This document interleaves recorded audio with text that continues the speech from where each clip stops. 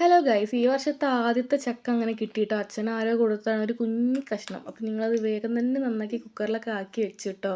അപ്പോൾ അതാവുന്ന നേരം കൊണ്ട് ഞാൻ നിലൂനെയും കൊണ്ട് ഇങ്ങനെ തറവാട്ടിൻ്റെ അവിടേക്കൊക്കെ തന്നെ വന്നതാണ്. മേമൊക്കെ പണിക്ക് പോയിട്ട് എത്തിയിട്ടില്ല ആരും. അപ്പോൾ അത് പാപ്പൻ്റെ വീട്ടിൻ്റെ മുറ്റത്ത് നല്ല ചെടികളൊക്കെ ഉണ്ടായിട്ടുണ്ടോ, നല്ല ഡാലിയും ജമന്തിയൊക്കെ ഉണ്ടായിരുന്നു. അതിനിപ്പോഴത്തെ വെയിലോണ്ടാ തോന്നുന്നുണ്ട് ഇങ്ങനെ ഒരുമാതിരി വാടിയ പോലെയൊക്കെ ആയണേ.